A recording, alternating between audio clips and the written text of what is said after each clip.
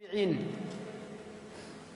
prophète alayhi salatu wassalam, il disait à Abu Bakr et à Omar, si vous voyez Ouais, une personne qui s'appelle Ouais, allez le voir et demandez-lui de demander pardon à Allah pour vous. Regardez, subhanallah.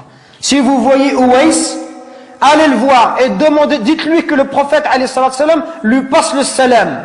Dites-lui que le prophète lui passe le salam. Et demandez-lui d'invoquer Allah pour vous. Qu'il demande à Allah de vous pardonner. Omar, toute sa vie, il l'a cherché. Wallahi, toute sa vie, Omar ibn Khattab, il a cherché Ouais al-Qarani. Il l'a vu à la fin de son califat. Quelques années avant de mourir. Quand il l'a vu, il l'a trouvé. L'histoire, elle est longue. Il lui dit, est-ce que c'est toi, Ouais? Ouais lui dit, non, qu'est-ce que tu me veux? T'es qui? Il dit, moi, je suis Omar ibn Khattab. Il dit, qu'est-ce qu'il y a? Et il lui dit, le prophète, il m'a dit tout cela, tout cela. Ouais, il commence à pleurer. Il lui dit, pourquoi il a dit ça? Qu'est-ce que j'ai fait? Et il lui dit, le prophète, il nous a dit, si on te voit que tu demandes pardon à Allah, et que tu avais la peste et que tu as été guéri, excepté la taille d'une pièce dans ton dos, parce que tu avais une mère, et que tu as été bon envers elle. Ouais al-Qarani, à l'époque du prophète, alayhi salatu wassalam, il était croyant. Il n'est pas parti voir le prophète, il ne s'est pas déplacé. Pourquoi? Parce qu'il avait une mère, il ne voulait pas l'abandonner. Il voulait rester avec sa mère, subhanallah. Regardez, il voulait rester avec sa mère, il ne voulait pas la laisser toute seule. Pour ça, le prophète, alayhi salatu wassalam, a été informé par Allah Azza wa Jal que cet homme-là était un homme pieux. Et Omar, il est parti le voir et il lui a dit, et Ouais lui a dit, moi je vais demander pardon pour toi. Toi tu es Omar ibn Khattab, je vais demander pardon à Allah pour toi. Il lui dit, oui, tu demanderas pardon à Allah pour moi. Pour vous montrer la valeur des parents. Allah, il nous interdit de faire de dire la moindre phrase. Le moindre mot. Fi, ça n'a aucun sens. Ça n'a pas de sens. Fi, c'est une onomatopée. C'est un son. C'est un mot qui est composé de 2 lettres. C'est le mot le plus petit en arabe. C'est pour vous dire que si tu n'as pas le droit de faire à ton père, celui qui fait des phrases entières et qui lui dit tu m'as jamais rien appris, tu m'as jamais rien donné, et qui se plaint, ça c'est encore pire. Regardez, à travers ce dua, on retrouve la miséricorde. Ceux qui bénéficient, qui doivent bénéficier de notre bon comportement et de notre miséricorde, ce sont nos parents en premier, notre père et notre mère. C'est eux qui doivent profiter en premier. Nous aujourd'hui avec les frères, on est masha'Allah. Un frère te dit viens emmène-moi à Anvers, tout de suite tu l'emmènes à Anvers. Emmène-moi à Bruxelles, tu l'emmènes tout de suite. Par contre ton père te dit viens me rendre un service, tu lui dis j'ai pas le temps, ya abi, demain, après-demain. On n'est pas disponible pour nos parents, subhanallah.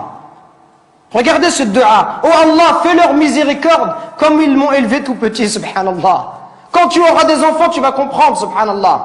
Quand ton fils il pleure la nuit, les parents ils dorment pas. Peuvent pas dormir, subhanallah.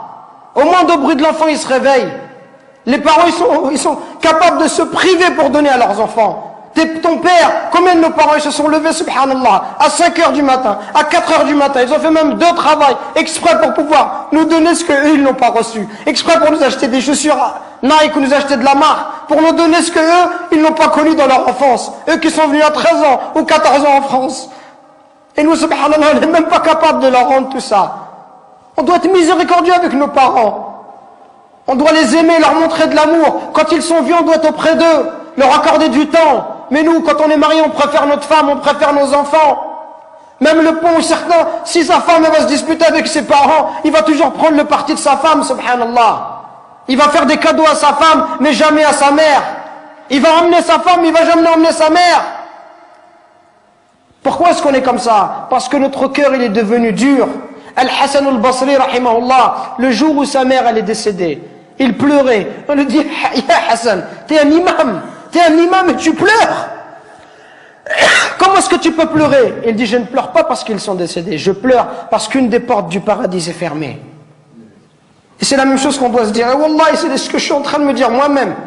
Qu'on parle, conférence après conférence, khutbah après khutbah, et on dit comportez-vous bien, comportez-vous bien. Et wallah, on est insouciant avec nos parents. Jusqu'au jour où nos parents vont mourir, et là on dira subhanallah, j'aurais voulu faire le bien, j'aurais voulu rester auprès d'eux, j'aurais voulu les accompagner, j'aurais voulu les consoler, j'aurais voulu les aider comme ils m'ont aidé, leur donner comme ils m'ont donné, patienter avec eux comme ils ont patienté avec moi. Qu'on se réveille avant qu'il soit trop tard, subhanallah. Qu'on se réveille avant qu'il soit trop tard, avant qu'on ne regrette.